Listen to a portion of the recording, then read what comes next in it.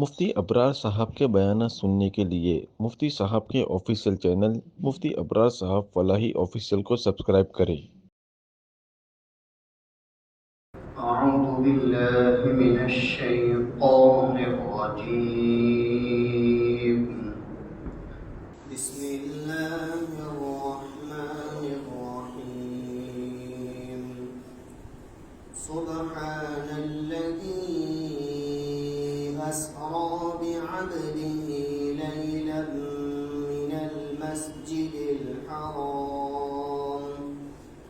من المسجد الحرام إلى المسجد الأقصى الذي باركنا حوله لنريه من آياتنا إنه هو السميع البصير صدق الله العظيم۔ شروع کرتے ہیں اس اللہ کے نام سے جو نہایت رحم کرنے والا بے پناہ رحیم ہے۔ پاک ہے وہ ذات جو اپنے بندے کو راتوں رات مسجد حرام سے مسجد اقصیٰ تک لے گئی، جس کے ارد گرد ہم نے برکتیں رکھی ہے تاکہ ہم اس کے ذریعے سے ہماری نشانیاں دکھلائے، اور بے شک وہ تو ذات ہی ایسی ہے جو خوب سننے والی خوب دیکھنے والی ہے۔ یہ 15ویں پارے کی سورہ بنی اسرائیل ہے۔ اس سورت کے 2 نام ذکر کیے گئے ہیں۔ ایک نام تو سورہ بنی اسرائیل جو عام طور پر جتنے بھی نسخے قرآن پاک کے ہیں اس میں زیادہ تر یہی نام ذکر کیا جاتا ہے کہ سورہ بنی اسرائیل کی سورت، اور یہاں ابتدا کے اندر اللہ تبارک و تعالی نے بنی اسرائیل کے 2 واقعوں کو ذکر کیا ہے۔ اس واقعے کی مناسبت سے اس سورت کا نام سورہ بنی اسرائیل تجویز کیا گیا ہے، اور دوسرا نام اس سورت کا سورہ اسراء ہے۔ اسراء کے معنی رات میں سفر کرنے کے آتے ہیں، اور اس سورت کی پہلی آیت کے اندر اللہ تبارک و تعالی نے واقعہ معراج کو ذکر کیا ہے جو رات میں اللہ تبارک و تعالی کی طرف سے طے ہوا ہے۔ اس وجہ سے اس سورت کو سورہ اسراء بھی کہا جاتا ہے۔ اس سورت کے اندر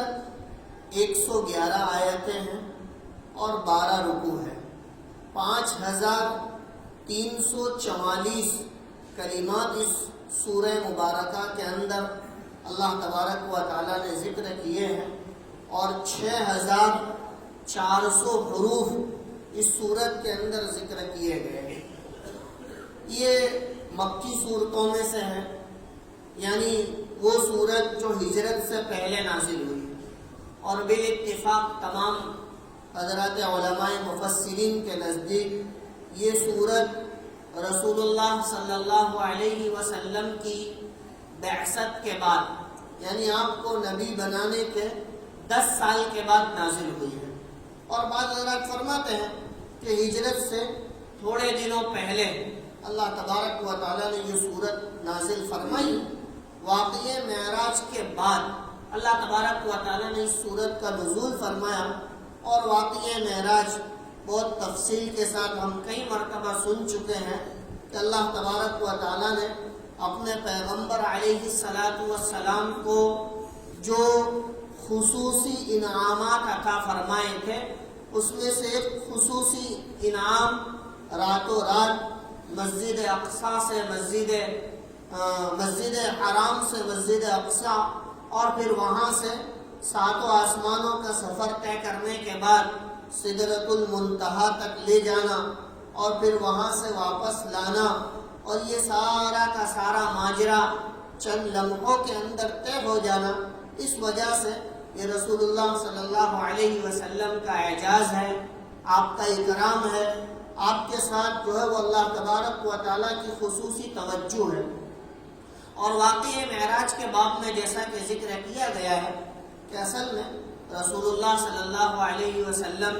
جب اہل طائف کے پاس اپنی مبارک دعوت لے کر پہنچے اور ان کے سامنے جا کر ان کو اللہ کے دین کی طرف بلایا، اللہ تبارک و تعالیٰ کے کلیمے کی طرف بلایا، تو انہوں نے حضور کے ساتھ بہت برا سلوک کیا، یہاں تک کہ چند اوباش قسم کے لڑکوں کو آپ کے پیچھے لگا دیا، آپ کو تکلیف پہنچائی، کسی نے کچھ کہا، کسی نے کچھ کہا، کسی نے برا بھلا کہا۔ تو یہ بات اللہ کے رسول صلی اللہ علیہ وسلم کو بہت گرا گزری۔ واقعہ طائف بہت مشہور ہے اور اللہ کے رسول صلی اللہ علیہ وسلم کی جوتیاں مبارک اس سفر کے اندر خون آلود ہو گئی، آپ کو پتھروں سے مارا گیا، تکلیف پہنچائی گئی۔ تو حضور کو جو صدمہ تھا وہ اس وجہ سے تھا کہ یہ لوگ میرے گھرانے کے لوگ ہیں، میرے خاندان کے لوگ ہیں، اور میں ان کے پاس اس وجہ سے گیا تھا کہ یہ میری بات ضرور قبول کریں گے۔ کہ آدمی کو بسا اوقات کسی سے مناسبت ایسی ہوتی ہے اور امید ایسی ہوتی ہے کہ وہ چلا جاتا ہے اس امید پر کہ یہ لوگ تو ضرور میری بات سنیں گے اور یہ لوگ تو ضرور میری بات قبول کریں گے، لیکن وہاں جانے کے بعد پورا معاملہ بدلا ہوا پایا۔ بات سننے کے بجائے یہ تو مخالف ہو گئے اور مارنے کے در پہ ہو گئے اور پریشان کرنے لگے۔ تو اس واقعے سے آپ کو بہت رنج تھا، آپ پر بہت صدمہ تھا، چند دنوں تک آپ پر اس صدمے کا اثر رہا، اور پھر اللہ تبارک و تعالیٰ نے اس صدمے کو دور کرنے کے لیے آپ کو معراج کے لیے بلایا تاکہ حضور علیہ السلام اپنے اس پرانے غم کو بھول جاوے اور آپ ایک آگے اپنے مشن کو بڑھاوے۔ حضرات علماء مفسرین نے اس بات کو نقل کیا ہے، لہذا اس سورت کی بڑی فضیلتیں بھی وارد ہوئی ہے۔ حضرت عبداللہ ابن مسعود رضی اللہ تعالیٰ عنہ 3 سورتوں کے باب میں یہ فرماتے ہیں کہ سورہ بنی اسرائیل اور اس کے بعد میں آنے والی سورہ کہف اور اس کے بعد میں آنے والی سورہ مریم، اس کے ان تینوں سورتوں کے باب میں عبداللہ ابن مسعود رضی اللہ تعالیٰ عنہ فرماتے ہیں کہ یہ میرا بہت پرانا مال ہے، یعنی میں نے بہت پرانے زمانے کے اندر بہت پہلے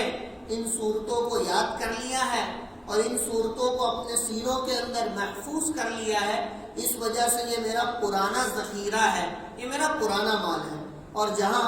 رسول اللہ صلی اللہ علیہ وسلم کے معمولات ذکر کیے ہیں، وہاں ایک روایت میں حضور علیہ السلام کا اس سورہ مبارکہ کی تلاوت کا اہتمام بھی ذکر کیا ہے کہ رسول اللہ صلی اللہ علیہ وسلم اس سورت کی تلاوت کرتے تھے۔ تقریباً آدھے پارے کے قریب یہ سورت ہے، اور اس سورت کے اندر اللہ تبارک و تعالیٰ نے واقعہ معراج کو پہلی آیت کے اندر ذکر کیا ہے۔ اسی وجہ سے اس سورت کا نام سورہ اسراء ہے، یعنی معراج کا واقعہ، راتوں رات سفر کرنے کا واقعہ۔ اللہ تبارک و تعالیٰ نے اس سورت کے اندر چند اہم امور ذکر کیے گئے ہیں، اس میں سے بنی اسرائیل کا واقعہ،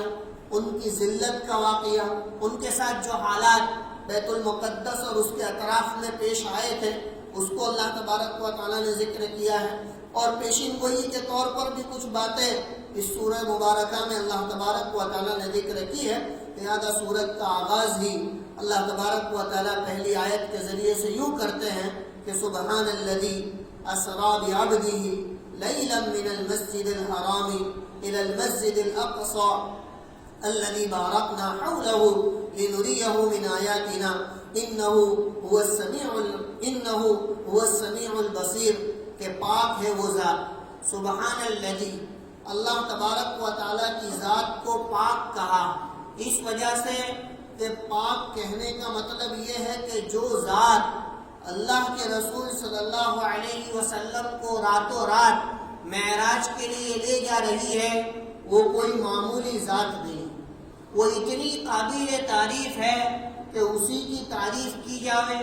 اسی کی حمد بیان کی جاوے، اسی کی پاکی بیان کی جاوے کہ جو اپنے بندے کو راتوں رات مسجد حرام سے مسجد اقصی لے گئی. لہذا اللہ تبارک و تعالیٰ نے اس سورت کا آغاز سبحان الذی سے کیا. جیسے کہ ہم نے سورہ تبارک کے اندر سنا تھا کہ وہاں بھی اللہ تبارک و تعالیٰ نے سورت کا آغاز اپنے بابرکت نام کے ذریعے سے کیا اور کہا کہ تبارک الذی بیدہ الملک، بابرکت ہے وہ ذات جس کے قبضے میں ساری قدرتیں ہیں، سارا ملک ہے. اسی طرح یہاں پر بھی اللہ تبارک و تعالیٰ نے سب سے پہلے اپنی تعریف کر کے اس بات کی طرف اشارہ کیا کہ جو واقعہ آگے ذکر کیا جائے یا جو باتیں آگے ذکر کی جائیں گی ان باتوں کا درجہ دوسرے نمبر پر ہے. پہلے نمبر پر ان سارے واقعات کو وجود میں لانے والا تمہارا پروردگار ہے، جس کی ذات قابل تعریف ہے، جس کی ذات قابل حمد ہے. لہذا اس واقعے کو سننے کے بعد واقعے کی طرف توجہ دینے کے بجائے اس ذات کی طرف توجہ دینا جس نے اس واقعے کو وجود میں لایا ہے اور جو اس واقعے کے پیچھے اصل کردار ادا کرنے والا ہے. لہذا فرمایا سبحان الذی اسری بعبدہ کہ پاک ہے وہ ذات جو اپنے بندے کو راتوں رات مسجد حرام سے مسجد اقصی لے گئی. یہاں پر اللہ تبارک و تعالیٰ نے رسول اللہ صلی اللہ علیہ وسلم کے تمام صفاتی ناموں کو چھوڑ کر عبدیت کا لفظ استعمال فرمایا اور یوں کہا اسری بعبدہ، اپنے بندے کو راتوں رات لے گئے. حالانکہ اللہ تبارک و تعالیٰ چاہتے تو یہاں پر اسری بمحمد کہہ سکتے تھے، اسری بنبیہ کہہ سکتے تھے، یا کوئی اور صفاتی نام جو اللہ تبارک و تعالیٰ کے یہاں حضور علیہ السلام کے موسوم ہے ان تمام ناموں میں سے کوئی نام استعمال کر سکتے تھے. لیکن اللہ تبارک و تعالیٰ نے ان تمام ناموں کو چھوڑ کر عبدیت کا نام استعمال کیا. حضرات علماء مفسرین نقل کرتے ہیں کہ اللہ کے نزدیک بندے کی عبدیت سب سے زیادہ پسندیدہ، کہ جب بندہ یوں کہتا ہے کہ میں اللہ کا بندہ ہوں، اللہ کا غلام ہوں، تو اللہ کو بہت اچھا لگتا ہے اور اللہ تبارک و تعالیٰ اس سے بہت خوش ہوتے ہیں. اس وجہ سے یہاں اتنے بڑے واقعے کو ذکر کرنے کے لیے رسول اللہ صلی اللہ علیہ وسلم کی تمام تر صفاتوں کو چھوڑ کر عبدیت کا لفظ استعمال کیا کہ اللہ کے رسول صلی اللہ علیہ وسلم کے لیے، اتنی مقدس ہستی کے لیے جب اللہ کے یہاں عبدیت کا لفظ اتنا پسندیدہ ہے تو ہما شما کا کیا، دوسرے لوگوں کا کیا، کہا کہ وہ تو اور زیادہ عبدیت ظاہر کرے. اسی وجہ سے مشکات شریف کی ایک روایت میں حضرت اماں عائشہ صدیقہ رضی اللہ عنہا نقل کرتی ہے کہ ایک مرتبہ اللہ کے رسول صلی اللہ علیہ وسلم کی خدمت میں جبرائیل امین کے ساتھ ایک اور فرشتہ ہے. جبرائیل امین تو تھے ہی ساتھ میں، ان کے ساتھ آگے ایک اور فرشتہ آیا اور اس فرشتے نے آ کر حضور صلی اللہ علیہ وسلم سے دریافت کیا کہ بتلاؤ تم عبدیت والے نبی بننا چاہتے ہو یا بادشاہت والے نبی بننا چاہتے ہو؟ یعنی تم کون سے نبی میں شامل ہونا چاہتے ہو، جس کے اندر عبدیت ہو، جس کے اندر غلامی ہو، جو اللہ تبارک و تعالیٰ کا عبد اور غلام بن کر زندگی گزارنا چاہتا ہو؟ آپ ایسے نبی بننے چاہتے ہو یا بادشاہ والے نبی بننے چاہتے ہو؟ تو حضرت نبی پاک صلی اللہ علیہ وسلم نے جبرائیل امین کی طرف دیکھا، دونوں ساتھ میں آئے ہوئے تھے، تو لہذا جواب دینے سے پہلے اب حضور علیہ السلام ہو سکتا ہے کہ کیا جواب دے کہ میں عبدیت والا نبی بنوں، بادشاہت والا نبی بنوں، تو لہذا جبرائیل امین کی طرف دیکھا. تو جبرائیل امین نے رسول اللہ صلی اللہ علیہ وسلم کو تواضع کرنے کا حکم دیا اور فرمایا کہ حضور آپ تواضع اختیار کریں. لہذا رسول اللہ صلی اللہ علیہ وسلم نے جو فرمایا کہ میں عبدیت والا یعنی عبد اور غلام والا نبی بننا چاہتا ہوں، لہذا رسول اللہ صلی اللہ علیہ وسلم نے اپنے لیے عبدیت پسند فرمائی. حضرت عائشہ رضی اللہ عنہا جو اس روایت کی راویہ ہے وہ فرماتی ہے کہ اس کے بعد سے رسول اللہ صلی اللہ علیہ وسلم نے کبھی بھی ٹیک لگا کر کھانا نہیں کھایا اور آپ بیٹھتے تھے غلاموں کی طرح بیٹھتے تھے. آپ کا معمول تھا آپ بادشاہوں کی طرح نہیں بیٹھتے تھے. حدیث کے اندر آپ کا بیٹھنا، آپ کا اٹھنا، آپ کا کسی جگہ جانا، یہ سب نقل کیا ہے. تو لہذا احادیث کے اندر جب دیکھا جائے تو پتہ چلتا ہے کہ رسول اللہ صلی اللہ علیہ وسلم عبدیت کی طرح، یعنی ایک عام انسان کی طرح بیٹھنے کو پسند کرتے تھے. ایک لگا کر کبھی کھانا نہیں تناول فرماتے تھے، اور کسی کے سامنے بیٹھتے تھے تو اس طرح بیٹھتے تھے کہ اس کا اعزاز، اس کا اکرام باقی رہے. سامنے والے کی طرف پیر پھیلا کر نہیں بیٹھتے تھے، یا اس طرح نہیں بیٹھتے تھے کہ سامنے والے کو حقارت سی معلوم ہوئے. یہ آپ کا زندگی بھر کا معمول تھا. لہذا رسول اللہ صلی اللہ علیہ وسلم نے عبدیت کو پسند کیا. لہذا امت کو بھی چاہیے کہ وہ اپنے لیے عبدیت کو پسند کرے، کہ اللہ کے سامنے اپنے آپ کو ہیچ سمجھے کہ میری کوئی حیثیت نہیں، اور مجھے اللہ کی ذات سے شرم آتی ہے، عار محسوس ہوتی ہے، اس لیے کہ اللہ کی ذات ہر جگہ موجود. ہم نے سنا نا حضرت مسیح اللہ خان صاحب رحمۃ اللہ علیہ، ان کے بارے میں کتابوں میں نقل کیا ہے کہ وہ رات میں سوتے وقت بھی ٹوپی نہیں نکالتے. پوچھا گیا کہ کیوں؟ کہا کہ اللہ سے شرم آتی ہے، کہ اللہ تبارک و تعالیٰ دیکھ رہا ہے اور ہر حال میں دیکھ رہا ہے، لہذا مجھے شرم آتی ہے کہ میں ٹوپی نکال کر سوؤں. تو لہذا یہ تصور ہوتا ہے انسان کو اللہ کی ذات کا. جب بندے کو یہ تصور پیدا ہو جاوے اللہ مجھے دیکھ رہا ہے، تو پھر خلوت ہو یا جلوت ہو، اللہ کا خوف ہر وقت اس کے دل میں رہے. پھر وہ کہیں نہیں چلا جاوے، اللہ کا ڈر اس کے سینے میں موجود ہوگا، اور اسی کا نام تقویٰ.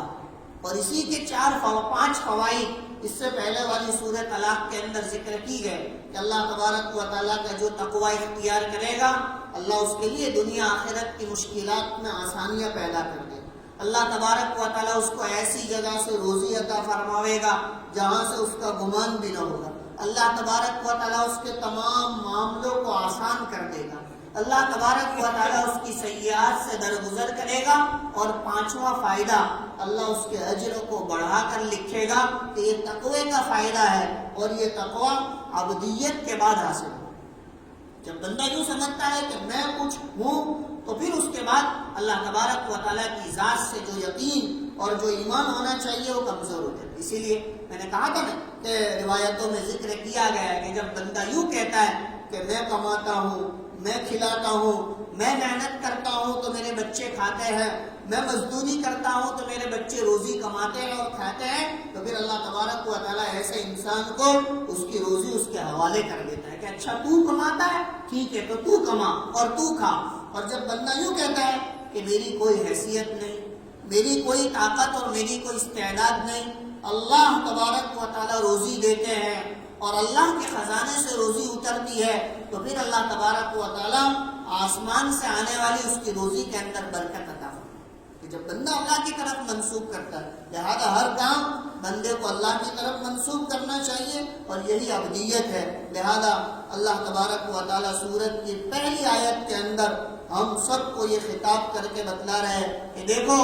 میرے مقبول اور محبوب رسول کے باب میں نے اتنی ساری صفات کو چھوڑ کر عبد کا لفظ استعمال کیا، یہ امت کو بتلانے کے لیے، قیامت تک آنے والے انسانوں کو بتلانے کے لیے. حالانکہ حضور علیہ السلام کے لیے کوئی اور بھی لفظ استعمال کر لیتے تو حضور کی شان میں کوئی کمی آنے والی نہیں، اس لیے کہ وہ مقدس ہستی ہے جس کا نام عرش پر لکھا ہوا ہے، اور دنیا جہاں کو وجود دینے سے پہلے اللہ تبارک و تعالیٰ نے ان کے مقام اور مرتبے کو متعین کر دیا تھا. لیکن یہ تو لوگوں کو بتلانے کے لیے، امت کو بتلانے کے لیے کہ اللہ کے نزدیک عبدیت سب سے زیادہ پسندیدہ ہے. لہذا فرمایا سبحان الذی اسریٰ بعبدہ، بڑی پاک ہے وہ ذات جو راتوں رات اپنے بندے کو مسجد حرام سے مسجد اقصیٰ لے گئی، جس کے ارد گرد ہم نے برکتیں رکھی ہے تاکہ ہم اپنی آیتوں کو، اپنی نشانیوں کو دکھلاوے، اور بے شک وہ بہت زیادہ سننے والا، بہت زیادہ دیکھنے والا ہے. آگے حضرات علماء مفسرین نے معراج کے واقعے کو ذکر کیا ہے، جس کو انشاءاللہ آئندہ کل ذکر کیا جاوے گا. اللہ سے دعا ہے اللہ تبارک و تعالی ہم سب کو سچی پکی ابدیت نصیب فرماوے اور حقیقی معنی میں اللہ کا غلام بن کر زندگی گزارنے کی توفیق عطا فرماوے۔ وآخر دعوانا ان الحمد للہ رب العالمین۔